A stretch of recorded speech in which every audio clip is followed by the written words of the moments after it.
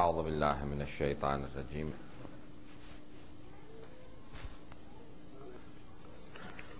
بسم اللہ الرحمن الرحیم الحمد للہ الذی نور قلوب العارفین بنور معرفتہ واثبت فؤاد انبیائہ واولیائہ بقصص الانبیاء والمرسلین واکمل ایمان المسلمین والمؤمنین بولایت علی امیر المؤمنین علیہ السلام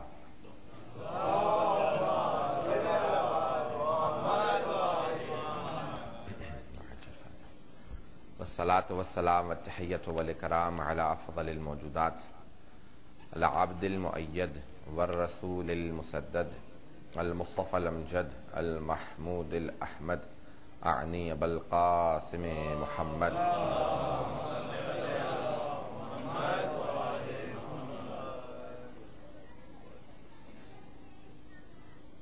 وعلى روحه ونفسه وسحره ووسیہ سید الاتقیاء والاصفیاء مولا الموالی امام المتقین علی بن ابی طالب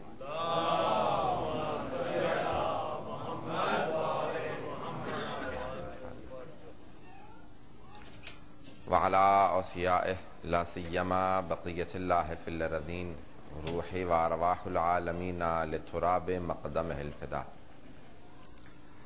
واللعنۃ الدائمۃ علی اعدائهم اجمعین من الآن الى قیام یوم الدین اما بعد فقد قال جعفر الصادق علیہ الصلوۃ والسلام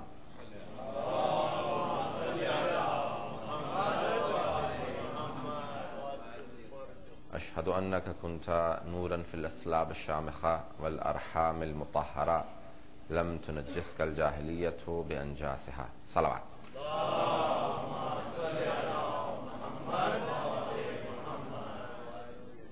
فاتحہ کی درخواست گئی ہے میر علی افضل موسوی ابن میر علی اکبر موسوی کے لیے الفاتحہ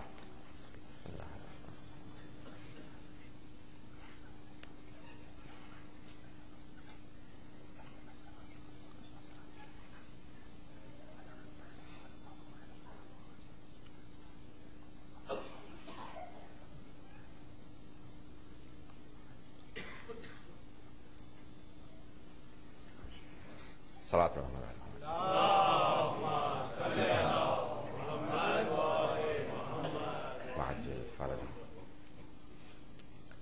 کثرت سے زیارات وارد ہوئی ہیں ائمہ علیہم السلام کی، اور یہ زیارات نہ صرف یہ کہ مستند ہیں بلکہ ان کی ہماری زندگی میں بے انتہا اہمیت ہے۔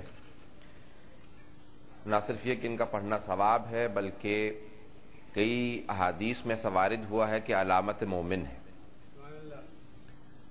جو امام حسن عسکری علیہ السلام نے علامات بتائی ہیں۔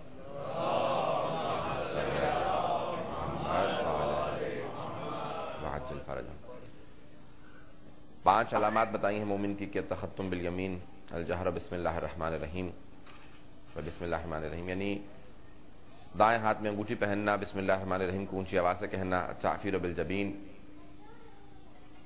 خاک کربلا پہ سجدہ کرنا، الصلاۃ 51 51 رکعت نماز پڑھنا، وہ زیارت الاربعین اور 40 پہ سید الشہداء کی زیارت کرنا۔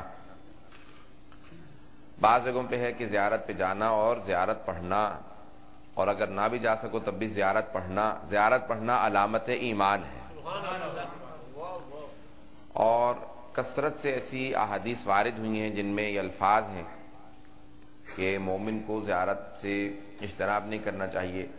بعض احادیث میں یہاں تک ہے کہ زیارت پہ جانا خود علامت ایمان ہے، کثرت سے کوشش کرنی چاہیے، مومنین کی علامت ہے۔ کربلا کا ہمیشہ راستہ کبھی کھلا ہے کبھی بند ہوا، اور تاریخ میں ایسا کئی بار ہو چکا ہے کہ راستے بند کر دیے گئے پھر راستے کھل گئے، اور مومن کی علامت یہ بتائی گئی ہے کہ وہ زیارت کے لیے ضرور جاتا ہے۔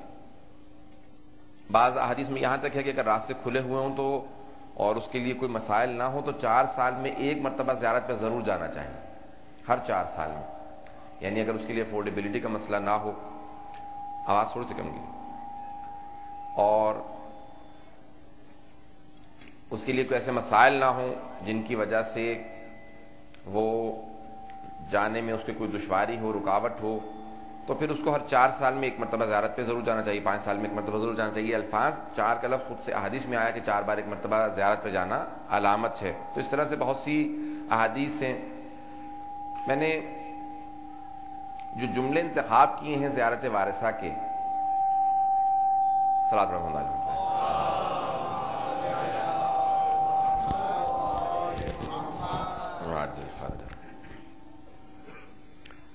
ایسے تو بہت سے زیارات ہیں، زیارات کثرت سے وارد ہوئی ہیں۔ زیارت جامع کبیرہ، زیارت عاشورہ، یہ بہت بڑی بڑی زیارات اور بڑی اہمیت والی زیارات ہیں۔ زیارت جامع کبیرہ امام محمد تقی علیہ السلام سے وارد ہوئی ہے،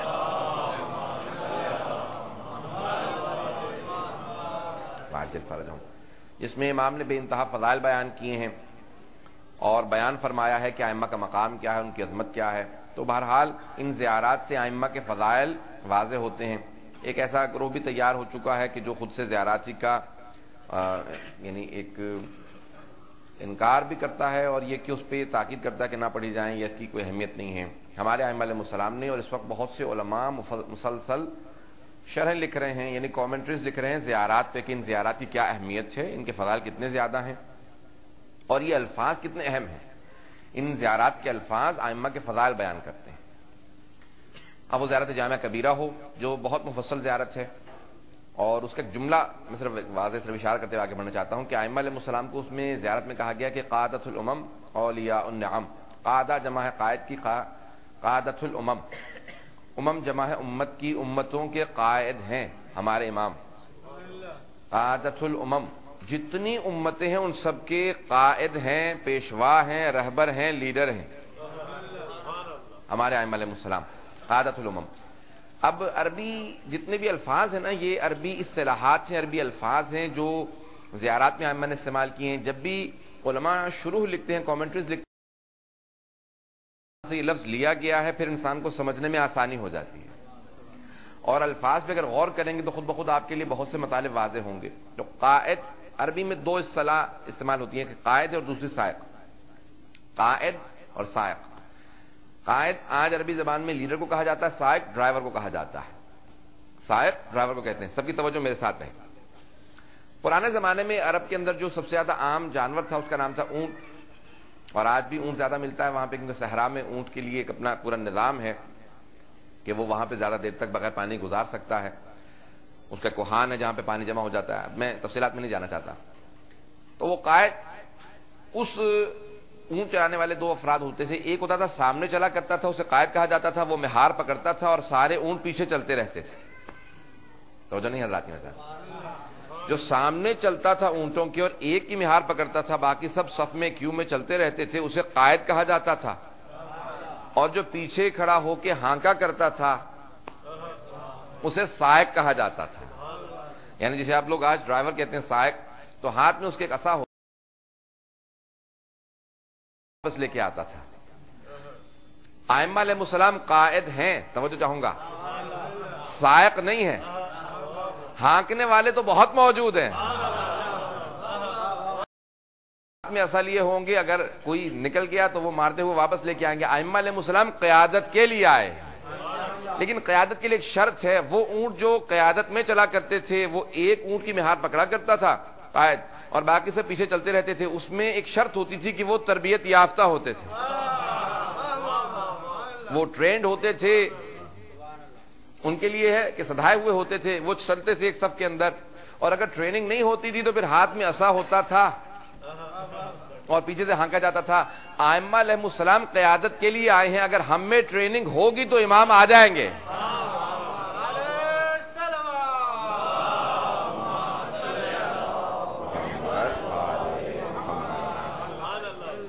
ہمارے امام، آج بہت سے لوگ سوال کرتے ہیں امام کا ظہور کیوں نہیں ہو رہا؟ امام قیادت کے لیے آ رہے ہیں، ہانکنے کے لیے نہیں۔ ہانکنے والے تو بہت موجود ہیں، امام قیادت کے لیے آ رہے ہیں۔ اگر ہم میں تربیت ہوگی تو امام ظہور کریں گے، اگر ہم میں تربیت کا فقدان ہوگا تو امام علیہ السلام ظہور نہیں کریں گے، کیونکہ امام قیادت کے لیے آ رہے ہیں۔ لیڈرشپ کے لیے شرط یہ ہے کہ پھر باقی سب میں تربیت ہو، اگر ہم میں تربیت ہوگی تو پھر امام ظہور کر جائیں گے، اور ہم میں وہ مادہ پایا جائے گا کہ ہم امام کے پیچھے چلنے کے لیے تیار ہوں گے، کہ امام کے پھر کوئی سوال نہ کرے، کوئی یہ نہ کہے کہ کیوں اور کیسے۔ حضرات امیر المومنین کے جملے میں نے کہا تھا نا کہ آپ نے فرمایا میں رسول خدا کے پیچھے اس طرح سے چلتا رہا جس طرح سے اونٹنے کا بچہ ماں کے پیچھے چلتا ہے. اگر اس طرح سے انسان میں چلنے کی ایک مادہ پایا جائے کہ وہ سوال نہ کرے, چونو چورا نہ کرے, پھر امام کے پیچھے چلے اور ان کی اتباع کرے اور کوئی سوال نہ کرے, ذہن میں کبھی شبہہ نہ آئے. یہ میں نے وضاحت کی تھی ظاہراً پرسوں کی مجلس میں, میرے ذہن میں اگر اس وقت ہے تو حضرات یہ تمام کی تمام شرائط ہیں قیادت کے لیے. ائمہ علیہ السلام کی ہم قیادت کے قائل ہیں, اور ایک انہی زیارات کے اندر زیارت کے الفاظ سے ماخوذ ہے.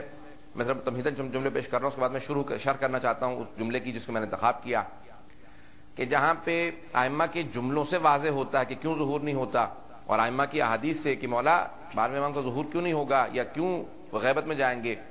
کہا پہلی بات یہ ہے کہ اللہ سبحانہ و تعالیٰ نے اماموں کو شہادت کے لیے نہیں بھیجا تھا, اس لیے نہیں بھیجا تھا کہ لوگ ان پہ ظلم کریں, ان کو شہید کر دیں. توجہ چاہوں گا سارے مجمع کی. بھیجا اس لیے تھا کہ وہ پیشوائی کے لیے آئے تھے, آئے پیشوائی کے لیے تھے, رہبری کے لیے تھے, امامت کے لیے تھے, لیکن لوگوں نے ان پہ ظلم کیا, شہید کر دیا. خداوند متعال نے کہا دیکھو میں نے علی جیسے 11 امام بھیجے, جب لوگوں نے شہید کر دیے تو میں 12ویں کو تب تک غیبت میں رکھوں گا جب تک کہ لوگ تیار نہ ہو جائیں. حضرات مثال دے دوں اس کی ایک نوجوانوں کے لیے کہ اگر لائٹ لگائی ہے, یہ آپ کی میونسپیلٹی کہہ لیجیے, جو بھی کہہ لیجیے, یہاں پہ صلاحیت استعمال ہوتی ہے کہ لوکل گورنمنٹس ہیں, وہ آ کے لائٹ لگا کے چلے جائیں, کچھ نادان بچے آئیں آ کے پتھر ماریں, لائٹ توڑ دیں. میں نے نور سے جان بوجھ کے مثال دی ہے, کیونکہ نور کی مثال نور ہی سے دینی چاہیے. اب یہ بہرحال اگر پاکستان ہوگا تو دوسری نوبت نہیں آئے گی ہمارے ہاں, لیکن چلیں امریکہ آپ کا بڑا امیر ملک ہے, دوسری مرتبہ پھر دوبارہ لائٹ آ کے لگا دیں گے, پھر کوئی نادان بچے آئے آ کے بلب توڑ کے چلے گئے, وہ تیسری مرتبہ پھر آئیں گے, پھر آ کے لائٹ لگا جائیں گے, چوتھی مرتبہ پھر لائٹ لگا. ایک وقت آئے گا وہ کہیں گے اپنے ان نادان بچوں کو سنبھال لو, اگر یہ اسی طرح سے لائٹ توڑتے رہیں گے تو اب یہ لائٹ دوبارہ نہیں لگے گی. حضرات خداوند متعال نے علی جیسے 11 امام بھیجے, اور کچھ ایسے لوگ آ کے شہید کرتے رہے. خداوند متعال کہا دیکھو ان کو شہادت اور ظلم کے لیے نہیں بھیجا میں نے کہ لوگ آئیں اور شہید کرتے چلے جائیں, ظلم کرتے چلے جائیں. میں نے ان کو بھیجا ہے جب تک اب پوری کی پوری امت تیار نہیں ہو جائے گی امام کی حفاظت کے لیے, تب تک خداوند متعال پھر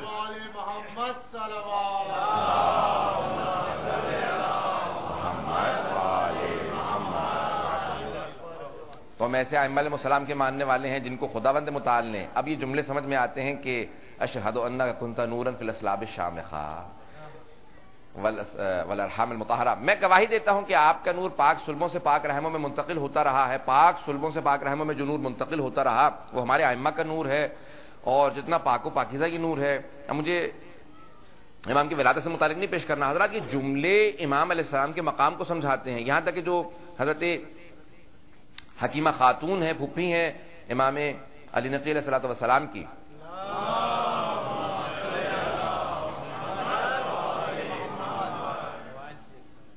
بلکہ 11ویں امام علیہ السلام کی پھوپھی ہیں اور بیٹی ہیں, امام محمد تقی علیہ السلام کی بہن ہے امام کی بیٹی ہے, امام کی بہن ہے, امام کی پھوپھی ہیں.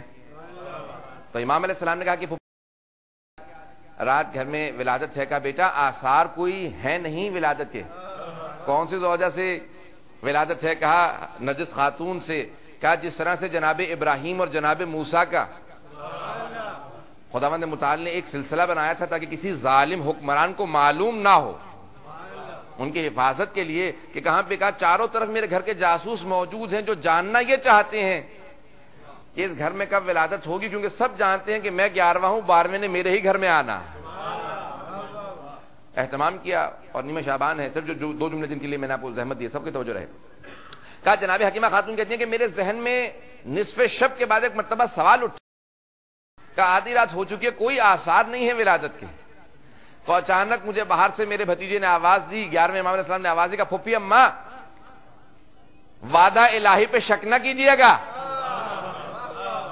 ہم ایسے کو امام مانتے ہیں جو دلوں کے راز بتانا جانتا.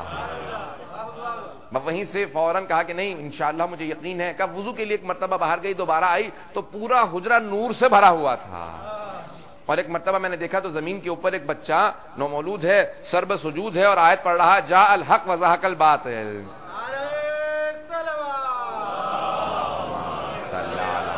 محمد وآل محمد وعجل فرجهم۔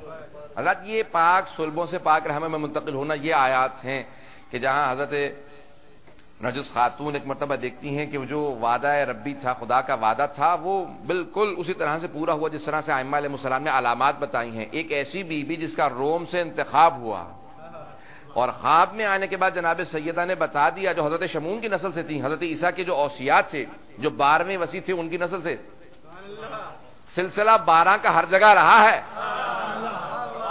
حضرت موسیٰ کے بھی 12 وصی تھے، حضرت عیسیٰ کے بھی 12 وصی تھے۔ وَبَعَثْنَا فِيهِمْ 12 نقیبہ قرآن کی آیت ہے، 5واں سورہ 12ویں آیت۔ 5 اور 12 کو کبھی مت بھولیے گا۔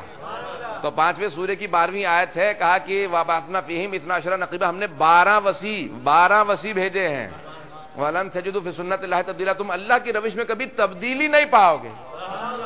جب پہلے ہمیشہ 12 آتے رہے ہیں تو اس امت میں بھی 12 ہی آئیں گے۔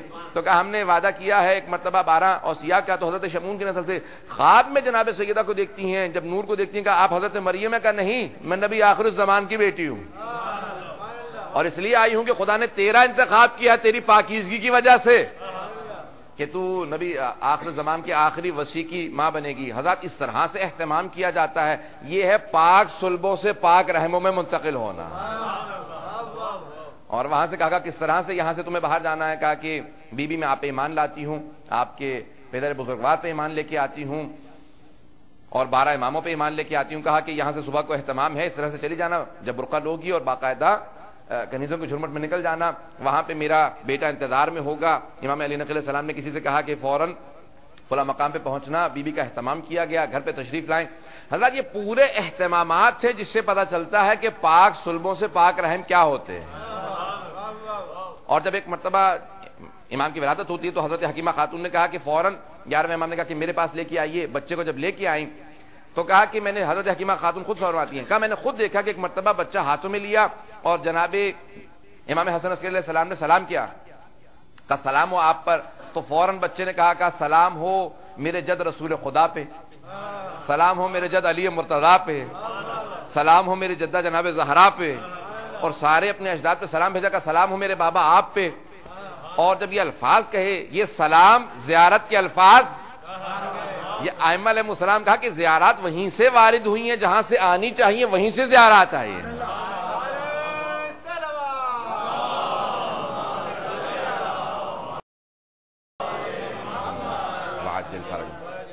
حضرت جس جملے کے لیے میں نے زحمت دی، جب ایک مرتبہ امام نے ہاتھوں پہ لیا، حضرت حکیمہ خاتون کہتی ہے میں نے دیکھا کہ پورا صحن ایک مرتبہ نورانی مخلوقات سے بھر گیا، اور چاروں طرف سے جس طرح سے ایک پرندے ہوتے ہیں، نور کے پرندے آنے لگے، اور ایک مرتبہ بچے کا طواف کرنے لگے۔ ایک پرندہ بار بار دیوار پہ بیٹھتا تھا، آتا تھا، کان میں کچھ کہتا تھا، چلا جاتا تھا۔ میں متحیر کھڑی تھی کہ ایک مرتبہ 11ویں امام نے آواز دی، کا پھپھی اماں تعجب مت کیجئے، یہ ملائکہ ہیں جو امر الہی لے کے نازل ہو رہے ہیں، اور یہ جو پرندہ بار بار دیکھتی ہیں کہ کان میں آگے گفتگو کرتا ہے، یہ حضرت جبرائیل ہے جو خدا کا اور دوسرے ملائکہ کا سلام پہنچا رہے ہیں۔ یہ ہے پاک صلبوں سے پاک رحموں میں منتقل ہونا۔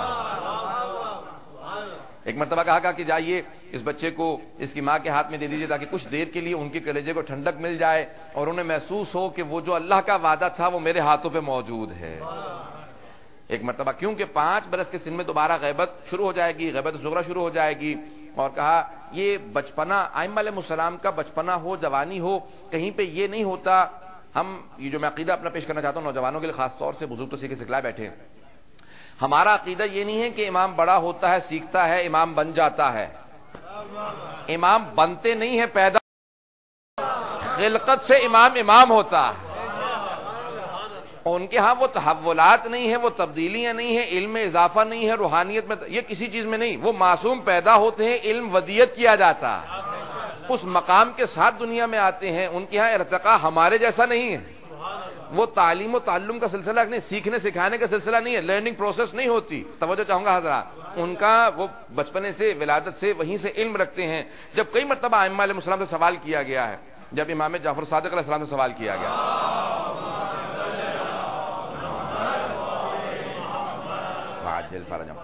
جب کہا گیا چھٹے امام سے، کہا ایک مرتبہ امام کے ایک صحابی آئے اور تعجب کرنے لگے، مسکرانے لگے، کہا مولا آپ بچے سے گفتگو کر رہے ہیں، حجرے میں تو اور کوئی ہے ہی نہیں، گہوارے کے اندر ایک بچہ ہے چھوٹا سا جس سے امام کلام کر رہے ہیں. امام نے کہا تو تعجب کر رہا ہے؟ کہا ہاں مولا, آپ بچے سے کلام کر رہے ہیں. کہا خبردار تعجب نہ کرنا, یہ بچہ حجت خدا ہے. کے ساتھ میں امام علیہ السلام تھے. کہا بچے پہ تعجب نہ کرنا, یہ بچہ نہیں ہے, حجت خدا ہے. جس طرح سے میں حجت خدا ہوں, یہ بچہ بھی حجت خدا ہے. ایک حجت دوسرے حجت سے کلام کر رہا ہے. کہا میں تعجب کرنے لگا. اب دیکھا تو بہترین فصیح و بلیغ عربی کے اندر ایسی گفتگو ہو رہی تھی جو مجھے تعجب ہو رہا تھا بچے میں اور امام میں کلام. یہ ہے پاک سلبوں سے پاک رحموں میں منتقل ہونا. مطلب یہ جو مقامات ہیں ائمہ علیہ السلام کی, سمجھنے کی ضرورت ہے ہم کے ائمہ کے ماننے والے, کہ جب بعض اوقات جو الفاظ آئے ہیں ہمارے علم ائمہ علیہ السلام سے, علم امامت پہ کبھی تعجب نہ کیجیے. جہاں پہ الفاظ ہیں, جب کسی نے ایک مرتبہ زکوٰۃ بھیجی روم کے بادشاہ نے, اور اونٹوں پہ لدا ہوا سونا تھا, اور وہ جب مدینے پہنچا تو کہا کہ اس نے بادشاہ نے 10 سوال دے کے بھیجے ہیں. کہا کہ یہ 10 سوال, جو ان سوالوں کا جواب دے گا زکوٰۃ اسے دے دینا. پہنچا, کہا کہ نبی کا وصال ہو چکا ہے. کہا ان کا وصی کو ان کی جگہ پہ ہوگا, اس کو زکوٰۃ دینی ہے. انہوں نے کہا ایک دربار میں موجود ہے صاحب, لے گئے. کہا کہ بھئی یہ 10 سوال ہیں, اگر سوال کا جواب آپ دیں گے تو یہ زکوٰۃ دے دیں گے. انہوں نے کہا اچھا سوال بتاؤ. سوال پہلا سنا تو انہوں نے کہا یہ تو تھوڑا مشکل ہے, دوسرا سوال شاید تھوڑا سا آسان ہوگا. انہوں نے کہا دوسرا سوال بتایا. انہوں نے دوسرا سنا, وہ اور زیادہ مشکل تھا. تیسرا سوال سنا, وہ اور زیادہ مشکل تھا. انہوں نے 10 سوال سنے. کہا یہ کیا مطلب ہے تمہارا, زکوٰۃ دینی ہے تو یہ سوالات کا کیا مطلب ہے؟ انہوں نے کہا حضور میں مأمور ہوں, جہاں سے لایا ہوں زکوٰۃ اس نے یہی کہا ہے کہ 10 سوالوں کا جو جواب دے گا زکوٰۃ اسی کو دینی ہے. تو اگر آپ سوالوں کے جواب نہیں جانتے, کسی ایسی جگہ بھیج دو جو سوالوں کا جواب جانتا ہو. تو انہوں نے دوسرے کے پاس بھیج دیا. ایک صاحب نے کہا کہ بھئی جب آپ نہیں جانتے تو وہ تو بالکل نہیں جانتے ہوں گے. انہوں نے کہا لیکن وہاں پہ جتنے میرے بدلے ہیں حسرتیں سب نکل جائیں گی, پہنچ جائیں حضرات. انہوں نے کہا کہ بھئی میں تو مار پیٹ نہیں کر سکا, وہ حقیقتاً بتا دیں گے. وہاں پہ 10 سوال ہوئے, وہاں پہ بھی کچھ پتہ نہیں چلا. وہاں سے وہ باہر نکلا اور اس نے معاذ اللہ جسارت کی, گستاخی کی پیغمبر کی شان میں. کہا کہ یہ کیا بات ہے, یہ دین کیسا دین ہے, کیسے افراد ہیں, کچھ جانتے ہی کچھ نہیں ہیں, یہ دین معاذ اللہ جھوٹا محسوس ہوتا ہے.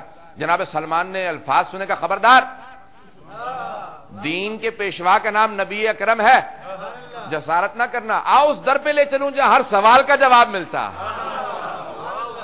جہاں ہر مسئلے کی مشکل کشائی ہوتی ہے. آئے مشکل کشا کے دروازے پہ دستک دی, اندر سے آواز ہے, کیا بات ہے سلمان؟ کہا بی بی مولا سے کہیے کہ اسلام پہ وقت آن پڑا ہے. کہا کہ وہ یہودی کے باغ میں کام کرنے گئے. یہاں پہ جملہ ذہن میں اچانک آیا تو میں اس کو کہتا چلوں, یہ آپ نے کبھی سوچا, سب شیعہ سنی مورخین نے لکھا کہ امیر المومنین یہودی کے باغ میں کام کرتے تھے, کبھی سوچا کیوں؟ مولا کو ضرورت تو نہیں تھی, یہ ظاہری دنیا میں کام کرتے تھے نا, لیکن یہودی ہی کیا کیوں, مسلمان کیا کیوں نہیں؟ کیونکہ مسلمان مزدوری نہیں دیتے تھے. امیر المومنین کا پورے مدینے میں بائیکاٹ تھا. یہ ذہن میں رکھیے گا, مولا کے مصائب بے انتہا مصائب ہیں. تو بہرحال یہودی کے یہاں باہر, مدینے سے باہر یہودی کے یہاں کام کرنے گئے ہوئے ہیں. اب اس کے ذہن میں ایک سوال اٹھا. اس نے کہا وہ جو دربار میں بیٹھا تھا اسے تو جواب آتا نہیں, یہ جو باغ میں کام کر رہا ہے یہ جواب دے لے گا؟ ایک مرتبہ پہنچا, جناب سلمان نے کہا کہ مولا تشریف لائیے, سوالوں کے جواب دینے. مولا آئے تو پاؤں گارے میں بھرے ہوئے, باغ میں کیسے کام ہوتا ہے, پورا کا پورا ہل چلا رہے ہیں, سب کچھ کام کر رہے ہیں. باہر نکلے کا کیا بات ہے؟ اس نے ایک مرتبہ اوپر سے نیچے تک مولا کو دیکھا. کہا آپ میرے سوالوں کے جواب دے لیں گے؟ مولا نے کہا نہیں, یہ بچہ جواب دے گا. امام حسن مشتبہ کی طرف اشارہ کیا, کہ میں سوالوں کے جواب نہیں دوں گا, یہ 7 برس کا بچہ تیرے سوالوں کے جواب دے گا. ایک مرتبہ امام حسن مشتبہ آگے آئے, اس نے کہا کہ آپ میرے سوالوں کے جواب دیں گے؟ امام نے کہا تو سوال پہلے کرتا ہے یا میں جواب پہلے دوں؟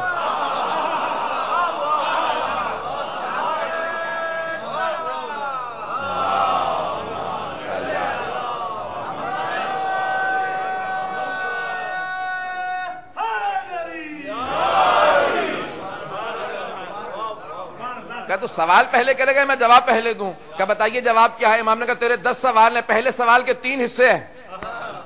جب امام نے تفصیل سے سوالات کے جوابات دینا شروع کیا, پریشان ہونے لگا, قدموں میں گر گیا. کہا جب آپ کے پاس اب یہ ساری زکوٰۃ آ گئی, اب یہودی کے باغ میں کام کرنے کی ضرورت نہیں رہے گی. امام نے کہا تو کیا سمجھا ہم مجبوراً کام کر رہے ہیں؟ یہ مجبوری نہیں ہے, اختیار کے ساتھ ہے. ایک مرتبہ آواز نے کہا کہ یہ جائیے بیٹا حسن مشتبہ, سارا کا سارا یہ مال مدینے کے غربا میں تقسیم کر دیجئے. کیا تقسیم کرنے کی کیا ضرورت ہے, آپ رکھیں. کہا یہ ہمارے لیے نہیں ہے, ہم ہیں ہی دوسروں کے لیے. یہ مقام ہے، یہ عظمت ہے. صلاۃ پر محمد والے تھوڑا سا آگے تشریف لے آئیں. اللہم صلی علی محمد. اس طرف ابھی جگہ ہے، اگر تھوڑا سا اگر زحمت کریں گے بعد والے کے لیے مشکل ہوگی. یہاں پہ اس طرف تشریف لے آ گیا. صلاۃ پر محمد والے آگے کی طرف.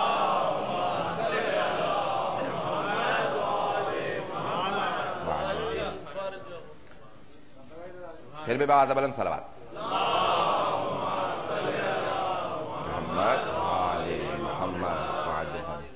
حضرات یہ ہے پاک صلبوں سے پاک رحمہ میں منتقل ہونا، کہ جہاں پہ کسی بھی لحاظ سے کوئی کمی نہ ہو، نقائص سے ہر طرح سے پاک ہوں، جو ہر طرح سے بلند بالا ہو، انہیں ائمہ علیہ السلام کہا جاتا ہے، کہ جن سے کوئی مقابلہ نہیں کر سکتا، کوئی ان سے تقابل نہیں کر سکتا. اس طرح کا علم ہے کہ کوئی ان سے مقابلہ نہیں کر سکتا.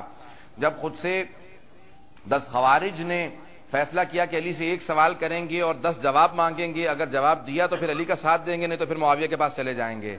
جیسے یہ جملہ کہا تو 10 کے 10 افراد آ کے دیوار کے پیچھے چھپ رہے اور امیر المومنین سے ایک ایک کر کے سوال کرنے کا ارادہ کیا. ہم ایسے کوئی امام نہیں مانتے جو دیوار کے پیچھے دیکھ کے بتا نہ سکے کون ہے. ہم ایسے کوئی امام مانتے ہیں جو پہاڑ کے پیچھے دیکھ کے بتا دے کہ جو لشکر آ رہا ہے وہ کتنے افراد کا ہے، ان میں سے کتنے میرے ہاتھوں مارے جائیں گے، کتنے فرار کر جائیں گے. ہم ایسے کوئی امام مانتے ہیں. ایک مرتبہ 10 افراد چھپ کے آئے. ایک مرتبہ پہلے نے سوال کیا، یا علی مل افضل العلم اب المال، یا علی بتائیے علم افضل ہے یا مال افضل ہے؟ آپ نے کہا علم. کہا کیوں؟ کہا کیونکہ مال خرچ کرنے سے کم ہوتا ہے، علم خرچ کرنے سے بڑھتا ہے. دوسرا سامنے آیا، کہا یا علی بتائیے علم افضل ہے یا مال؟ آپ نے کہا علم افضل ہے. کہا کیوں؟ کہا کیونکہ جس کے پاس مال زیادہ ہوتا ہے اس کے دشمن زیادہ ہوتے ہیں، جس کے پاس علم زیادہ ہوتا ہے اس کے دوست زیادہ ہوتے ہیں. تیسرا سامنے آیا، کہا یا علی بتائیے علم افضل ہے یا مال؟ آپ نے کہا علم افضل ہے. کہا کیوں؟ کہا کیونکہ مال خرچ کرنے سے کم ہوتا ہے، علم خرچ کرنے سے بڑھتا ہے. تیسرا یعنی افراد آتے چلے گئے. کہا کہ یا علی بتائیے علم افضل ہے یا مال؟ آپ نے کہا علم افضل ہے. کہا کیوں؟ کہا کیونکہ جس کے پاس مال زیادہ ہوتا ہے اس کی راتوں کی نیندیں حرام ہو جاتی ہیں، جس کا علم زیادہ ہوتا ہے وہ سکون سے سوتا ہے. چوتھا سامنے آگا، یا علی بتائیے علم افضل ہے یا مال؟ آپ نے کہا کہ علم افضل ہے. کہا کیوں؟ کہا کیونکہ مال زیادہ ہونے سے انسان یہ کہتا ہے الہی انا ربکم الاعلی، میں ہی تمہارا خدا ہوں. اور جس کے پاس علم زیادہ ہو وہ کہتا ہے الہی ما عبدنا کا حق کا عبادت، ایک پروردگارا عبادت کا حق ادا نہ ہو سکا. یہ مولا کا اپنا ہی جملہ تھا. پانچویں نے آ کے سوال کیا، کہا یا علی بتائیے علم افضل ہے یا مال؟ آپ نے کہا علم. کہا کیوں؟ کہا کیونکہ جس کے پاس مال زیادہ ہو وہ فرعون کا قارون کا نمائندہ ہے، اس نے وہاں سے مال لیا ہے، وہاں سے میراث لی ہے، لیکن علم کی میراث انبیاء علیہ السلام سے ہے. حضرات جب 10 افراد نے 10 سوال کر لیے، سب نے کہا کیونکہ آپ نے ایک سوال کی 10 ریزنز دی ہیں. کیا بس تم 10 پہ خوش ہو گئے؟ اگر تم یہی سوال قیامت تک پوچھتے رہتے میں نیا جواب دیتا رہتا.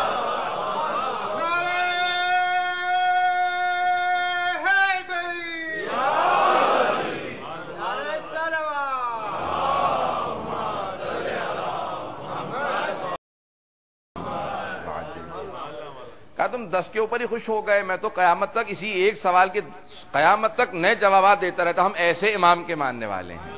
حالات یہ ہے پاک صلبوں سے پاک رحمہ میں منتقل ہونا، کہ جہاں کسی طرح کا کوئی نقص نہ ہو، کوئی کمی نہ ہو، انہیں ہم اپنا امام مانتے ہیں. ہر لحاظ سے ہمارے ائمہ علیہ السلام کے کسی دشمن نے یہ نہیں کہا کہ ان میں علم کی کمی تھی. ہر دشمن نے قرار کیا ہے علم میں ان سے بڑھ کے کوئی نہیں تھا. جب معاویہ نے ضرار سے کہا، ضرار حضرت امیر المومنین کے ایک بہت چاہنے والے صحابی تھے حضرت ضرار، اور جب سنا کہا کہ کوئی علی کا خاص صحابی ہے مدینہ کوفہ سے آیا ہوا، کہا بلاؤ ذرا. جب لے کے آئے، کہا ضرار علی کے کوئی فضائل سناؤ. امیر المومنین کی شہادت ہو چکی ہے. کہا علی کے کوئی فضائل سناؤ. اچھا وہ سمجھ گئے ایسا نہ ہو کہ فضائل سناؤ اس کے بعد سر قلم کر دیا جائے. ماحول تو ایسا ہی تھا نا اس زمانے کا. کہا کہ ایک شرط پہ میں فضائل سناؤں گا، جب دربار میں جتنے افراد موجود ہیں سب کوئی نہ کوئی علی کے فضائل سنا دیں. کتنا پیارا انداز ہے کہ امیر المومنین کے دشمن کے دربار میں فضائل علی. یہ جناب ضرار کی تربیت تھی کہ اگر سب افراد فضائل علی سنائیں تو پھر میں سناؤں گا. تو ایک ایک مرتبہ سب نے فضائل سنانا شروع کی اور سب نے کوئی نہ کوئی فضیلت بیان کی. تو معاویہ نے کہا مجھے نہیں معلوم تھا میرے دربار میں لوگوں کو اتنے فضائل آتے ہیں.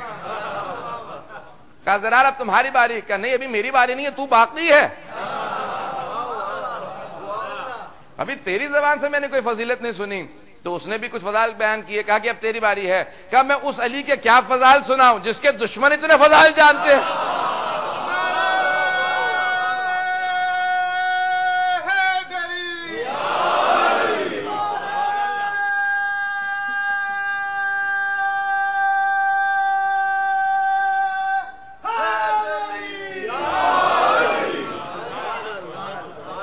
اس کے فضائل کیا سنا جس کے دشمن کے دربار میں ہر آدمی اس کے فضائل سناتا ہو.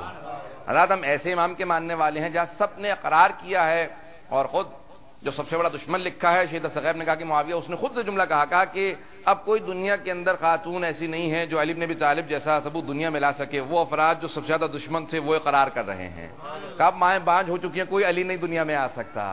حضرات یہ وہ افراد ہیں کہ جن کی ان کے دشمنوں نے فضیلت کا اقرار کیا ہے. ہم ایسے ائمہ علیہ السلام کے ماننے والے ہیں جہاں سب نے اقرار کیا کہ ان سے افضل کوئی نہیں, نہ ان سے علم میں کوئی بہتر ہے, نہ عصمت میں, نہ شجاعت میں, نہ سخاوت میں, کسی بھی ان کے فضائل کے اندر ان کا کوئی مقابلہ نہیں کر سکتا.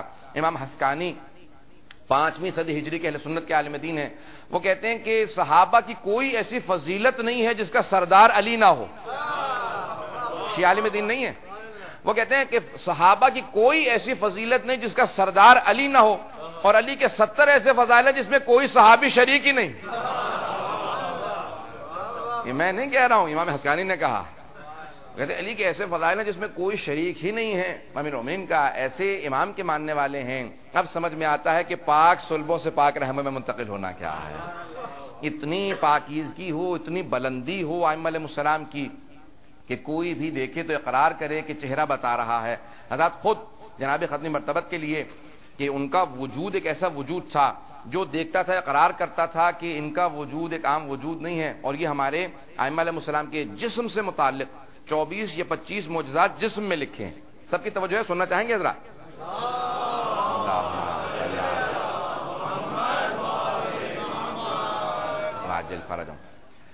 جو جسم میں لکھے ہیں معجزات. ویسے تو رسول خدا نے 1000 سے زیادہ معجزات کتابوں میں درج کیے گئے ہیں جو رسول خدا نے معجزات دکھائے, اور جتنے سارے انبیاء نے معجزات دکھائے ہیں اس سے زیادہ پیغمبر اسلام نے معجزات دکھائے ہیں.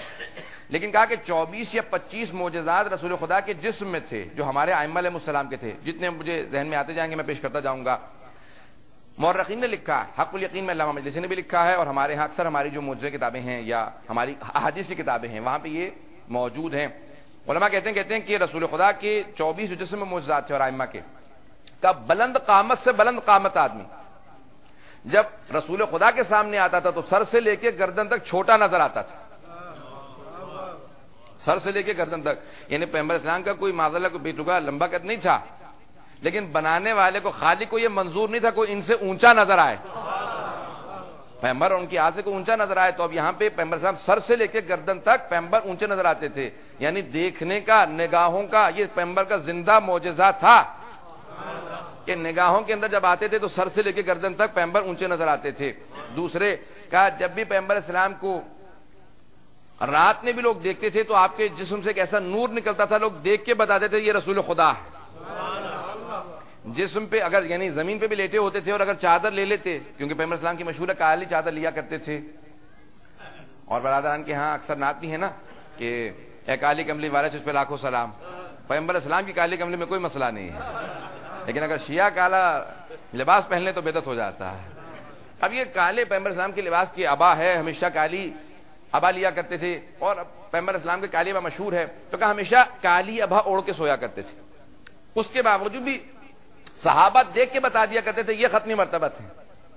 کیا کیسے معلوم؟ کا صحابہ تو کیا کفار دیکھ کے بتا دیا کرتے تھے؟ نہیں سمجھو, جو دیکھتا تھا دیکھ کے بتاتا تھا یہ ختمی مرتبہ تھا, یہ رسول خدا کا. کیسے معلوم؟ کا تمہیں نہیں نظر آ رہا ان کے جسم سے چھن چھن کے نور نکلتا, یعنی جو ابا سے نور نکلتا نظر آئے اسے رسول کہتے ہیں.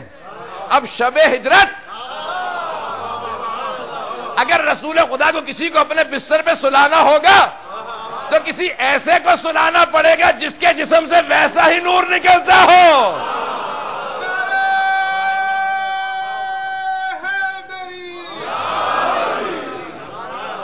پیغمبر اسلام کے جسم سے جیسا نور نکلتا ویسا ہی ہو, یہاں تک کہ اب آپ کی زبان میں کہتے وولٹیج کا بھی فرق نہ ہو.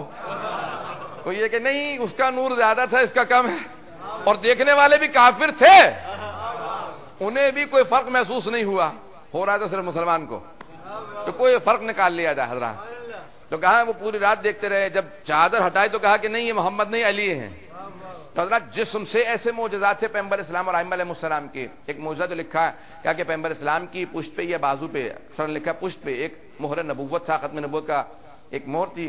اگر نور ہٹ جاتا تو وہاں سے، اگر کپڑا ہٹ جاتا وہاں سے نور نکلتا آسمان تک چلا جاتا تھا، جس کے لیے مشہور و معروف ہے ایک صحابی نے جب رسول خدا نے اعلان کیا کہ اگر میں نے کبھی کسی پہ ظلم کیا ہو تو مجھ سے بدلہ لے سکتا، کہا یا رسول خدا آپ نے ایک مرتبہ ایک شلاق مارا تھا،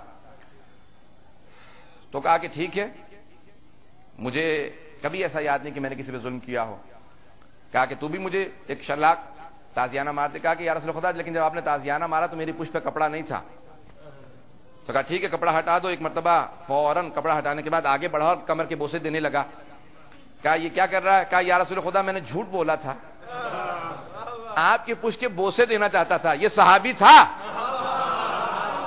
حضرت یہ نہ کہیے گا قبر کے بوسے دینا بدعت ہے، نہیں تو صحابہ ایسی بدعتیں انجام دیا کرتے تھے۔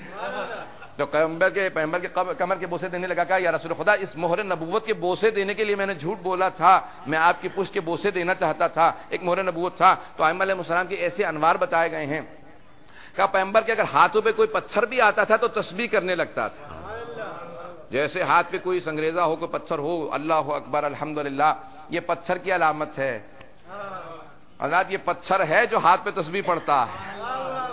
بس میں بیٹھنے والوں کا مزاج کچھ اور ہونا چاہیے، میں اشارہ کرتے ہوئے آگے بڑھ رہا ہوں۔ حضرت بہت سے معجزات ہیں، کہا کہ لعاب دہن میں یہ اثر تھا کہ اگر کھارے پانی میں لعاب دہن ڈال دیں تو وہ میٹھا ہو جاتا تھا، اور اگر کسی بیمار کو اپنا لعاب دہن لگا دیں تو اس کو شفا ہو جاتی تھی، اگر پانی خشک ہوتا تھا تو وہ پورا بھر جاتا تھا، اگر مریض کو ہاتھ لگائیں تو شفا ہو جاتی تھی۔ یہ ہاتھ کا اثر ہے، پیغمبر اسلام کے لعاب دہن کا اثر ہے۔ تو جسم میں ایسے معجزات لکھے ہیں، یہ ہے پاک صلبوں سے پاک رحموں میں منتقل ہونا۔ جو اس نور کے حاملین ہیں ان کی کچھ صفات ہونی چاہیے کہ جس طرح کی صفات رسول خدا میں لکھی ہیں۔ یہاں تک لکھا ہے کہا کہ جب رسول خدا صحابہ کے ساتھ سفر کرتے تھے تو سب کے سب صحابہ نے ایک مرتبہ کہا یا رسول خدا یہ مکھیاں یہ مچھر ہمیں تنگ کر رہے ہیں، آپ کو تنگ نہیں کرتے؟ کہا میرے گرد ایک حصار ہے، انہیں معلوم ہے اس سے آگے نہیں بڑھنا۔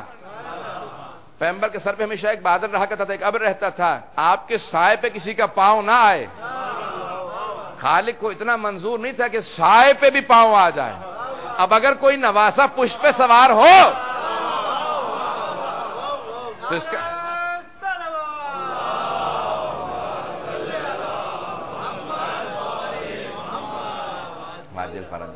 اللہ کی صفات لکھی ہیں پیغمبر اسلام کے وجود کی، جن کے جسم کی صفات لکھی ہیں، اور تمام کی تمام کائنات گواہی دیتی ہے جناب ختمی مرتبہ ائمہ علیہ السلام کا وجود ایک ایسا نور ہے کہ جس کے تقابل کے اندر کوئی اور چیز نہیں ہے۔ حضرات ہم اسی لیے یہ زیارات کے اندر الفاظ ادا کرتے ہیں، جب جائیں مدینے جائیں یا نجف جائیں، کربلا جائیں، مشہد مقدس جائیں، ائمہ علیہ السلام کی زیارات کے لیے جائیں، ان زیارات پہ آپ کو احساس ہوگا، جب جائے گا انسان تو خود بخود احساس ہونے لگا کسی ایسی بارگاہ میں آیا ہے کہ جہاں پہ پاکیزگی اور نور منتقل ہوتا ہے۔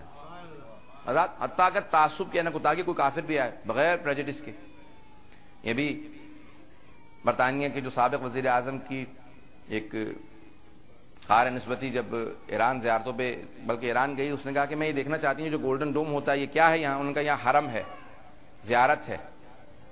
کہا میں اندر جا سکتی ہوں؟ کہا کہ ہمارے امام کے ہاں جب تک انسان کا غسل نہ ہو تو نہیں جا سکتے ہیں، پاکیزگی شرط ہے، کافر اجازت نہیں ہے مسجد میں اور حرم میں نہیں جا سکتے۔ کہا لیکن کسی امام زادے کے ہاں جا سکتے ہیں، کسی امام کی بیٹے یا بیٹی کے ہاں جا سکتے ہیں۔ کہا ٹھیک ہے میں جانا چاہتی ہوں، کہیں پہ بھی لے جاؤ۔ تو ان کو قم لایا گیا۔ جب وہ قم میں آئے اور حضرت معصومہ کی زیارت کی تو کہا دیکھ لیا چلو؟ کہا نہیں کچھ دیر یہاں بیٹھنا چاہتی ہوں۔ کہا کیوں؟ کہا محسوس یہ ہوتا ہے جو سکون یہاں ہے یہ زمین کا ٹکڑا نہیں کہیں باہر سے آیا ہے۔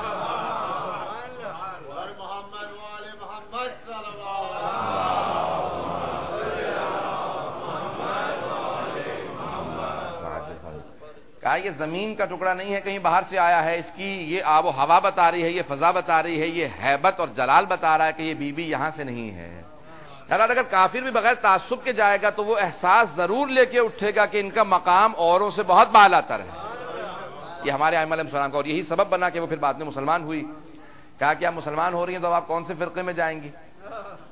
کہا اسلام میں بھی فرقے ہیں جیسے یہودیوں اور عیسائیوں میں ہیں؟ کہاں اسلام میں تو کافی زیادہ فرقے ہیں۔ کہا پھر میں اس فرقے میں جاننا چاہتی ہوں جہاں پہ ان ہستیوں کو مانا جاتا ہے۔ کوئی اگر تعصب نہ رکھتا ہوگا وہ اسی جگہ آئے گا کہ جہاں اہل بیت علیہ السلام ہے۔ اہل بیت علیہ السلام کے بغیر اسلام مکمل نہیں ہوتا. اسلام مکمل ہوتا ہے تو اہل بیت علیہ السلام سے مکمل ہوتا ہے. اللہ اہل بیت علیہ السلام کا مقام کیا؟ دیکھیں رسول خدا کے زمانے میں نا دو چیزوں کا، عربوں کو دو چیزوں کا تعصب تھا. جیسے ہر نبی کو معجزات دیے گئے ہیں، عربوں کو دو چیزوں پہ بہت زیادہ ناز تھا. ایک اپنی زبان پہ بہت زیادہ ناز تھا، دوسرے اپنے تلوار زنی پہ. نسلوں میں کچھ تو کچھ تار چلتا تھا، تلواروں کی لڑائی ہوتی تھی. کہا تمہارے دادا نے میرے دادا کو گالی دی تھی، اس کا بدلہ لینے ہم آئے ہیں، اور قتل شروع ہو جاتے تھے، لڑائیاں شروع ہو جاتی تھیں، جنگیں شروع. دو چیزوں پہ ناز تھا، ایک اپنی زبان پہ، دوسرا تلوار پہ. ان کی زبان کا جواب اللہ نے رسول خدا کو عطا کیا قرآن کی شکل میں، اور ان کی تلوار کا جواب عطا کیا علی کی شکل میں.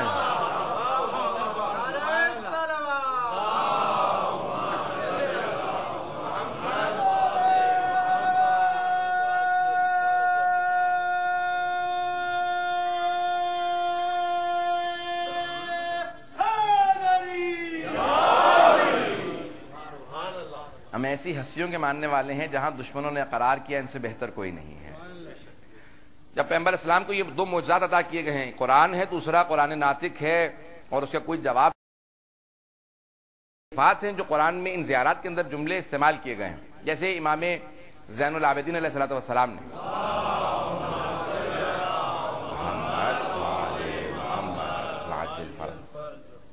الفاظ استعمال کیے، افتخار کیا، اور کہا کہ جب دربار یزید کے اندر آپ خطبہ دے رہے ہیں، خطبے کے الفاظ پہ جو صرف دو جملے مجھے پیش کرنے ہیں اس پہ غور کیجئے گا سب. جہاں امام خطبہ دینے، اور البتہ پہلے امام خطبہ دینا چاہتے تھے لیکن خطبہ دینے کی اجازت نہیں دی جا رہی تھی. بار بار جب امام خطبہ دینا چاہتے تھے یزید روک دیتا تھا اور کہتا تھا نہیں آپ قیدی ہیں، خطبے کی اجازت نہیں ہے.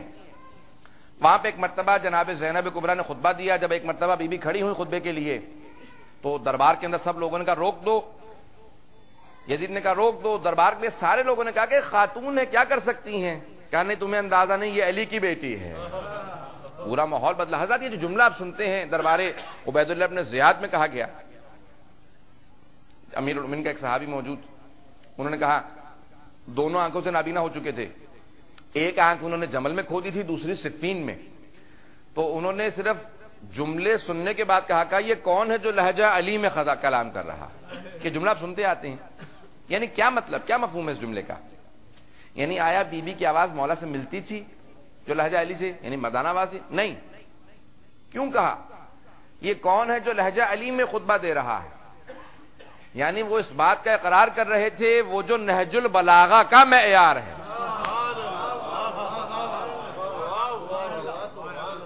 اس معیار کا خطبہ دیا جا رہا ہے. یہ پتہ چلتا ہے کہ کوئی علی کا پروردہ ہے، یہ کوئی بی بی علی کی پروردہ ہے. نہج البلاغہ کے معیار کا، اس سٹینڈرڈ کا خطبہ دیا جا رہا ہے. ایک مرتبہ اقرار کیا، وہاں پہ کہا کہ یہ علی کی بیٹی. تو ایک مرتبہ دربار یزید کے اندر بی بی نے پورا ایک ماحول بنایا، اور پورے کے پورے دربار کے اندر یہ دیکھیں فتح ہے تو جناب زینب کبریٰ کی فتح ہے. دور ہو گیا روکنے پہ پورے ماحول کو. ہر آدمی کہنے لگا کہ نہیں اجازت دو، بولنے کی اجازت دو. بی بی نے وہاں پہ ایک جملہ کہا، خطبہ بی بی کا طولانی، سب کی توجہ ہے نا میرے ساتھ.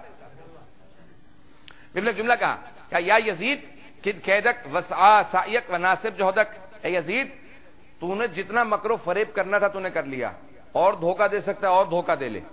جتنی کوشش کر سکتا تھا کر چکا ہے، اور اگر اور کوشش کرنا چاہتا ہے اور کوشش کر لے. واللہ لا یمحو ذکرنا اہل البیت، خدا کی قسم ہم اہل بیت کا ذکر مٹنے والا نہیں ہے. حضرت اس زمانے میں 1400 سال پہلے بھی یہ خطبہ دے رہی ہیں، وہاں پہ یہ جملے کہہ رہی ہیں یزید ہمارا ذکر مٹنے والا نہیں ہے. یزید یہ تیرا تخت و تاج مٹی میں مل جائے گا، یہی دمشق ہوگا. یہ نہیں لکھا ہوگا کہ یزید کے شہر میں خوش آمدید، لکھا ہوگا welcome to the city of Sayyida زینب.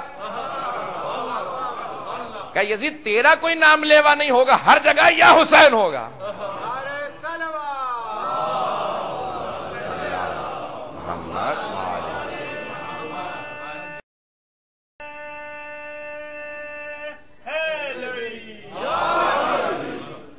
یہ پورا ایک مرتبہ ماحول تیار کیا اور کہا کہ سید سجاد اب آپ خطبہ دیجئے. امام سجاد کھڑے ہوئے، خطبہ شروع کیا. کہا یا یزید کد کہت، یعنی امام سجاد کے خطبے کے طولانی الفاظ ہیں جہاں آپ نے تعارف کروایا کہ میں مکہ کا بیٹا ہوں، میں منی کا بیٹا ہوں، میں زمزم کا بیٹا ہوں. اور آپ نے سارے کے سارے رسول خدا کا، میں ابن الزاریات، میں سورہ زاریات کا بیٹا ہوں، میں یاسین کا بیٹا ہوں، میں رسول خدا کا بیٹا ہوں، میں علی مرتضیٰ کا بیٹا ہوں. میں حسن مجتبیٰ کا بیٹا ہوں، میں حسین کا بیٹا ہوں۔ جب ایک مرتبہ پورا کا پورا دربار تعجب کرنے لگا کہ یہ کون ہے، اتنا فصیح و بلیغ ہے، پھر آپ نے ایک مرتبہ جملے کہے کہ اوتینا ستا وفضلنا بسبعین، اوتینا العلم والحلم والسماحۃ والفصاحۃ والشجاعۃ والمحبۃ فی قلوب المؤمنین۔ اے یزید، اللہ نے 6 چیزیں ہمیں عطا کی ہیں، 7 چیزوں میں ہمیں فضیلت دی ہے۔ جو 6 چیزیں ہمیں عطا کی ہیں، اللہ نے علم ہمیں دیا ہے۔ کس کو کہہ رہے ہیں؟ ذرا پورا ماحول اپنے ذہن میں رکھیے کہ دربار یزید ہے، یزید تخت پہ بیٹھا ہے، کوئی زنجیروں میں جکڑا ہوا ہے، اور اس انداز سے خطبہ دے رہا ہے کہ یزید تخت پہ بیٹھ کے راج کرنا اور ہے، اور زنجیروں میں کھڑے ہونے کے بعد یہ خطبہ دینا اور ہے کہ یزید اگر اللہ نے علم ہمیں عطا کیا ہے تو پھر تیرے پاس کچھ نہیں ہے۔ اوتینا العلم والحلم، حلم یعنی بردباری، فوربیرنس اللہ نے ہمیں عطا کی ہے، والسماحۃ بزرگواری ہمیں دی ہے۔ یزید بوڑھا ہو جانے سے بزرگواری نہیں آ جاتی، کوئی 23 برس کا ہوگا، زنجیروں میں ہوگا، لیکن بزرگواری اسی کے پاس ہوگی۔ ہم نے اشارہ کیا، کہا کہ یہ جوانی ہے لیکن بزرگواری، والسماحۃ والفصاحۃ، فصاحت و بلاغت ہمارے پاس ہے۔ پھر کہا والشجاعۃ، یزید اپنی فوج کے سامنے کسی کو زنجیروں میں جکڑنے کے بعد شجاعت دکھانا اور ہے، گلے میں توق ہو، پاؤں میں بیڑیاں ہو، ہاتھوں میں ہتھکڑیاں ہو، اور پھر کلمہ حق کو بلند کرنا یہ اور ہے، کہ یہ شجاعت ہے۔ والمحبۃ فی قلوب المؤمنین، اور مومنوں کے دلوں میں محبت اللہ نے ہمیں عطا کی ہے۔ یزید جسموں پہ راج کرنا اور ہے، دلوں پہ راج کرنا اور ہے۔ یہ جو امام کے الفاظ ہے کہ جملہ امام کا سوچنے والا ہے کہ جہاں تعارف فرما رہے ہیں۔ پھر ایک مرتبہ یزید نے فوراً روکا خطبے کو، ایک آدمی کو اشارہ کیا کہ اذان دلوا دو۔ خطبے کو اور روکنے کا طریقہ نہیں ہے، اذان شروع ہوئی، امام کچھ دیر کے لیے خاموش ہوئے، اس نے کہا اللہ اکبر، امام نے کہا جل جلالہ، اس نے کہا اشہدو ان لا الہ الا اللہ، امام نے کہا وحدہ لا شریک لہ۔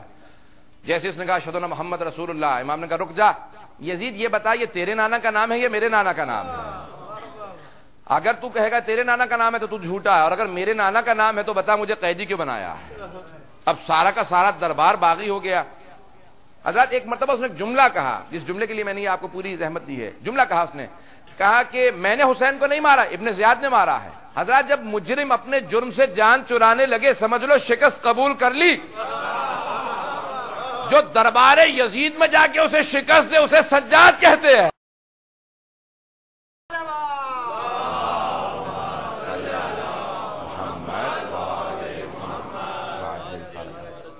حضرات وہاں پہ ایک ماحول بنا جہاں پہ امام نے خطبہ دیا، اور اس نے سوال کیا، کہا کہ من انتا، تم کون ہو؟ کہا کہ انا علی بن الحسین، میں علی ابن حسین ہوں، حسین کا بیٹا علی ہوں۔ کہا یہ سب سے خوبصورت سر کس کا ہے؟ کہا ھذا علی بن الحسین، یہ بھی علی بن حسین ہے۔ کہا یہ سب مردوں کے سر ہیں، یہ ننھا سا چھوٹا سا سر ہے یہ کس کا ہے؟ کہا ھذا علی بن الحسین، یہ علی بن حسین ہے۔ کہا کہ تمہارے بابا کو اور کوئی نام نہیں ملا تھا؟ میں احترام میں پیش کر رہا ہوں امام کی تعظیم کے لیے۔ کہا تم سب کے نام علی رکھ دیے؟ کہا میرے بابا کہتے تھے اگر میرے 100 بیٹے ہوتے ہر بیٹے کا نام علی رکھتا۔ جس دربار میں علی کے نام پہ پابندی تھی وہاں آج سب علی علی کر رہے تھے، ہر طرف سے آواز آتی تھی۔ حضرات یہ امیر المومنین کے بیٹے حسین ابن علی نے قربانیاں دی ہیں۔ میں مصائب کی طرف ایک مقدمہ مجھ سے آج جو درخواست کی ہے جناب اکبر کے مصائب کے لیے، میں صرف شہادت کے جملے پیش کروں گا، بہت سے لوگ برداشت نہیں کر پاتے ہیں مصائب کو، میں شہادت کے جملے پیش کروں گا، اس کے بعد مجھے شام سے روایت کو پیش کرنا۔ حضرات یہاں پہ جملے اس سے پہلے کہ میں شہادت کے پیش کروں، روایت کے الفاظ ہیں کہ جہاں جہاں سے جناب اکبر کا سر گزرتا تھا، شام کے ایک بازار سے سر گزر رہا تھا، ایک عیسائی خاتون سر کو دیکھے چلی جا رہی تھی۔ جب وہ دیکھ رہی تھی نا، ماں کی آپ نے دیکھا کیفیت کیسی ہوتی ہے، ماں کا دل کسی اور کا دل نہیں ہو سکتا۔ بڑی حسرت سے جناب لیلا نے کہا کہ کیا بات ہے، اس بوڑھی خاتون سے کہا کہ کیا بات ہے، کیوں سر کو دیکھے چلی جا رہی ہو؟ میں کہوں گا بی بی سر ہے، حضرت علی اکبر نہیں رہے، لیکن یہ ماں کو کون سمجھا سکتا ہے؟ کہا کہ کیا بات ہے، کیوں دیکھ رہی ہو؟ کہا میں صرف یہ سوچ رہی تھی اور اپنے خدا سے کہہ رہی تھی پروردگارا اس جوان کے مرنے سے پہلے ماں مر گئی ہو۔ یہ جملہ کہا نہیں، ماں زندہ بھی ہے اور موت نہیں آتی۔ اب آپ سوچئے کس علی اکبر کے مصائب کے لیے آپ لوگوں نے کہا ہے۔ میں پیش کرنا چاہتا ہوں، بس بھئی یہ مصائب جو ہیں رونا اپنے اپنے قسمت کا ہے۔ جب جناب علی اکبر کے مصائب پیش کروں تو میرے اپنے لیے بڑا مشکل ہے۔ درخواست کے ساتھ جناب علی اکبر کے مصائب ہوں، حضرات جناب علی اکبر کے مصائب بہت سخت ہیں۔ آرام آرام سے میں چلوں گا. ذرا دو جملے یہاں پہ پہلے پیش کر دوں. جہاں پہ میں دیکھوں گا آپ سے برداشت نہیں ہو رہا وہیں روک دوں گا مصائب کو. کل بھی مجھ سے 2-3 افراد نے بیچ میں مصائب کی اشارہ کیا کہ ہم سے برداشت نہیں ہو رہا. حضرات امام صادق سے پوچھا گیا کہ مولا دنیا کی سب سے بڑی لذت کیا ہے؟ دنیا کی سب سے بڑی لذت کیا ہے؟ امام نے فرمایا کہا کہ انسان کا ایک بیٹا ہو, آنکھوں کے سامنے جوان ہو اور ہمیشہ آنکھوں کے سامنے رہے. جب وہ چلتا پھرتا نظر آتا ہے تو دنیا کی سب سے بڑی لذت یہی ہے. کہا یہ دنیا کی سب سے بڑی لذت ہے؟ کہا ہاں. ماں بہنوں سے برداشت نہیں ہو رہا, میں ہاتھ جوڑ کے پیش کروں گا, سن کے گریہ کیجئے گا, مجھ سے پڑھا نہیں جائے گا. کہا مولا یہ دنیا کی سب سے بڑی لذت ہے؟ کہا ہاں. کہا مولا یہ بتائیے دنیا کی سب سے بڑی مصیبت کیا ہے, مصائب کیا ہیں دنیا کے سب سے بڑے؟ کہا جب وہی جوان بیٹا آنکھوں کے سامنے مر جائے, یہ دنیا کا سب سے بڑا مصائب ہے. لذت بھی سب سے بڑی وہ بیٹا اور مصائب سب سے بڑا. کیسے پیش کروں گا میں؟ کہ سب سے بڑا مصائب یہی ہے. حضرات ہم نے ماؤں کو دیکھا ہے کہ اگر بیٹا دیر سے گھر پہنچے تو ماں کئی مرتبہ دروازے پہ جاتی ہے, کئی مرتبہ دروازے سے واپس آتی ہے, نہ جانے میرا لال کہاں رہ گیا ہے. ماں سے تاخیر برداشت نہیں ہوتی. اور اگر کوئی جوان بیٹا ماں سے مرنے کی اجازت مانگے, اجرکم اللہ, کیسے پیش کروں گا؟ اجرکم اللہ. میدان کربلا میں واحد جوان ہے, آرام آرام سے چلیے گا, آرام آرام سے, سکون سے روئیے. ایک میں جملہ کہتا چلوں, یہ مسلسل رونا بڑا مشکل کام ہے. انسان تھک جاتا ہے, آنسو خشک ہو جاتے ہیں. یہ مسلسل رونا میرا آپ کا کام نہیں ہے, یہ تو سید سجاد کا کام تھا. یہ مسلسل رونا زینب کبریٰ کا کام ہے. یہ مسلسل رونا کسی لیلا کا کام ہے. میرے آپ کے بس کی بات نہیں ہے, ہم تو تھک جاتے ہیں. اجرکم اللہ. میدان کربلا کا واحد جوان ہے جسے 4 لوگوں سے اجازت مانگنی ہے, 4 لوگوں سے. آئے جناب علی اکبر کا مولا بابا اجازت دیجئے. کہا بیٹا میری طرف سے اجازت ہے, جا کے ماں سے, پھپھی سے اور بھائی سے اجازت لے لو. میں بہت آئے خیمے میں آنے کے بعد کہا کہ پہلے علی کی بیٹی کا مقام زیادہ ہے. کہا پھپھی اماں اجازت ہے, میں مرنے کے لیے جانا چاہ رہا ہوں. بی بی تڑپ کے آگے بڑی, دونوں باہیں گلے میں ڈالی, بڑی حسرت سے پیار کیا. کہا بیٹا جب بھی نانا کی حسرت ہوتی تھی ہم آپ کو دیکھ لیتے تھے, میری طرف سے اجازت ہے, ماں سے اجازت لے لو. آئے جناب لیلا کے پاس, کہا اماں اجازت ہے, میں بابا پہ قربان ہونے کے لیے جانا چاہتا ہوں. کہا بیٹا علی اکبر تو میرے بڑھاپے کا سرمایہ ہے, بیٹا میں تیرے بغیر جی نہیں سکتی. تجھے دیکھتی ہوں تو میری روح بڑھتی جاتی ہے, میں تیرے بغیر نہیں جی سکتی. الفاظ ہے جناب اکبر نے اب کہا اماں میں اجازت نہیں مانگوں گا, اب اجازت نہیں مانگو, ایک جملہ کہوں گا, ماں بہنوں سے کہوں گا, ہاتھ جوڑ کے جملہ پیش کرتا ہوں, سن لیجئے گا پھر گریہ کیجئے گا. جملہ کہا اماں اب میں اجازت نہیں مانگوں گا, اماں میں صرف ایک بات پیش کرنا چاہتا ہوں. اماں اگر روز قیامت میری دادی زہرا نے آپ سے سوال کیا لیلا میرا حسین تو مارا گیا تھا, تیرا علی اکبر تیرے پاس سلامت رہا, اماں میری دادی کو کیا جواب دیجیے گا؟ کہ بیٹا علی اکبر میں سمجھ گئی, اب مجھ سے اجازت نہ مانگنا, میری طرف سے اجازت ہے. اجرکم اللہ. میں جوانوں کی آنکھوں میں آنسو دیکھ رہا ہوں. اجرکم اللہ. میں تو دیکھیے گا بھائی, اب آئے اس خیمے میں جہاں پہ ایک امام زمین پہ بے ہوش پڑے تھے. خیمے میں داخل ہو, میں تو دیکھیے گا, ہاتھ دھو کے پیش کروں گا. آئے اس خیمے میں جہاں سید سجاد سے قدموں سے بوسے دینا شروع کیے, چومتے ہوئے پیشانی تک آئے.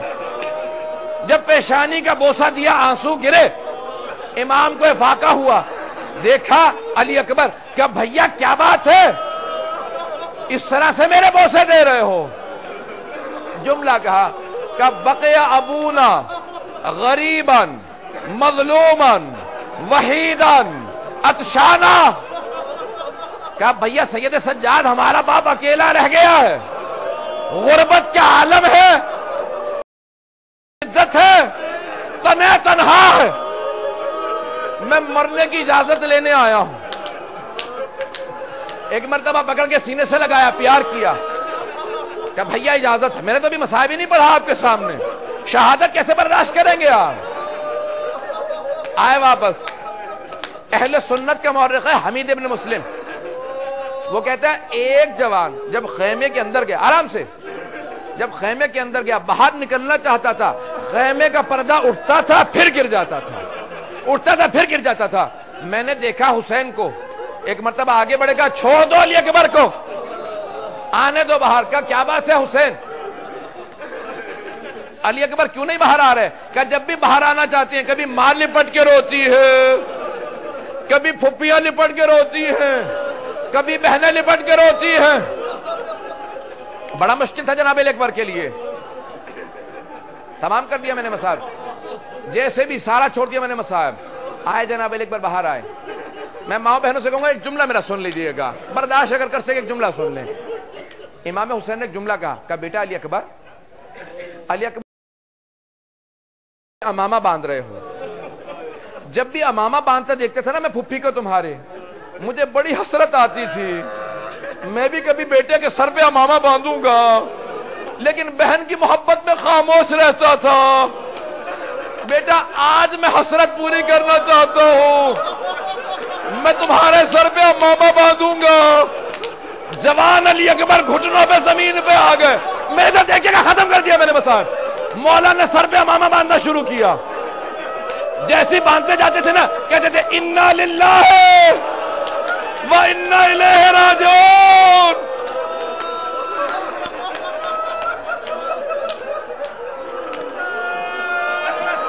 انا للہ و انا الیہ راجعون. بڑا کلیجہ چاہیے علی اکبر کی شہادت کے لیے. اب آپ کہا تھا سنیے گا تو جملے. ایک مرتبہ سوار ہوئے جناب علی اکبر, ختم کر دیا میں نے ماں بہنوں سے ہاتھ جوڑ کے. سوار ہوئے جناب علی اکبر, جب گھوڑے پہ سوار ہوئے نا امام حسین نے ایک جملہ کہا, ہاتھ جوڑ کے سن لیجئے. امام حسین نے ایک جملہ کہا بیٹا علی اکبر جب تک دشمن سامنے نہ آ جائے مجھے مڑ مڑ کے چہرہ دکھاتے رہنا, چہرہ دکھاتے رہنا. اب جو جناب علی اکبر مڑے دیکھا کیا, جیسے جیسے زلجنا تیز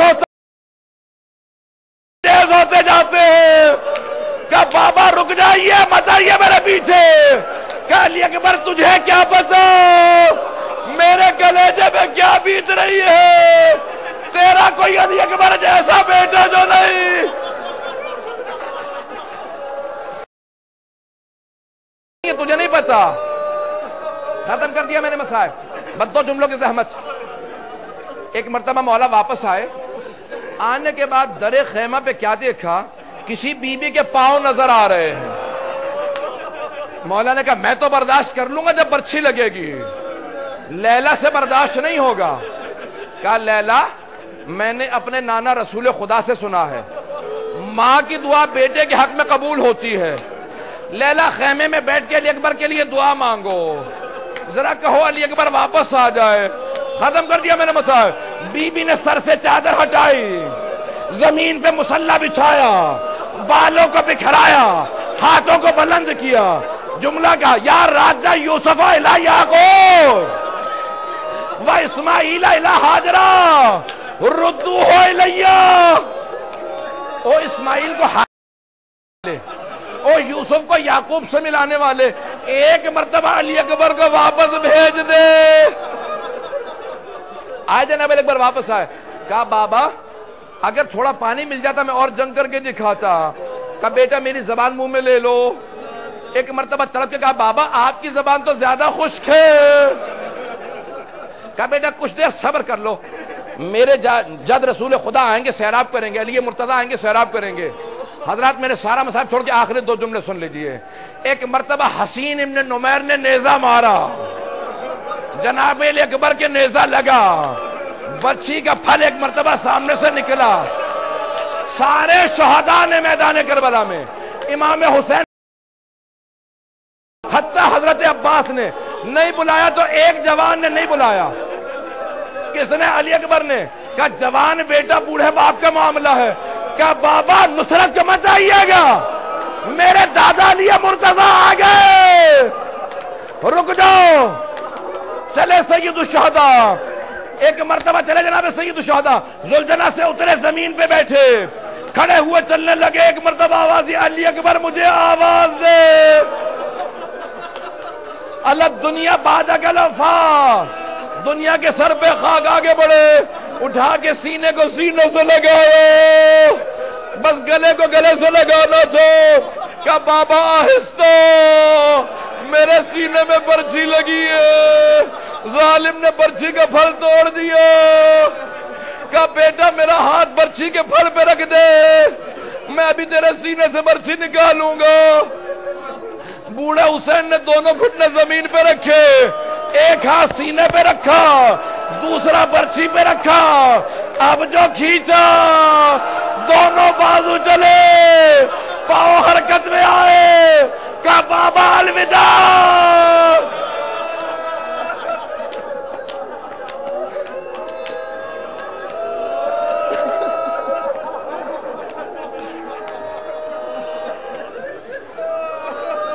الا لعنت اللہ علی القوم الظالمین وسيعلم الذين ظلموا أي منقلب ينقلبون. میں نے ختم کر دیا مسائل. ایک دعا کا جملہ, ہاتھوں کو بلند کیجئے گا, میری طرف دیکھیے گا. ختم کر دیا بس میں نے. ماں بہنوں سے برداشت نہیں ہو رہے. ایک جملے کی زحمت. سوگنامہ محمد کے الفاظ ہیں, آیت اللہ اشتہاردی نے لکھا ہے. کہا کہ مرتبہ میدان کربلا میں زلزلہ آنے لگا. جناب سید سجاد نے پوچھا, پھوپھی اماں کیا بات ہے, یہ زلزلہ آ رہا, سب بیویاں خیمے سے باہر کیوں نکلی ہیں؟ کہا بیٹا سید سجاد میں بتا نہیں سکتی, خیمے کا پردہ ہٹاتی ہوں, اپنی آنکھوں سے خود دیکھ لو.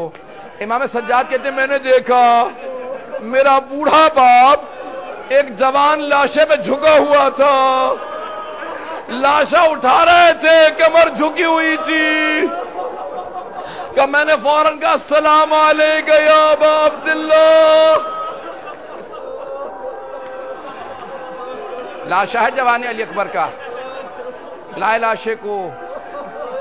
پروردگارا اس لحظے کا واسطہ جب جناب سید الشہداء نے کہا فضا سب بیویاں موجود ہیں, اکبر کی ماں لیلا سے کہو بیٹے سے وداع کر لے. جناب لیلا کہتی ہے میں اس خیمے میں آئی جہاں جناب لیلا تھی. میں نے دیکھا کہ جناب لیلا کبھی خیمے کے اس طرف گرتی ہیں, کبھی اس طرف گرتی ہیں.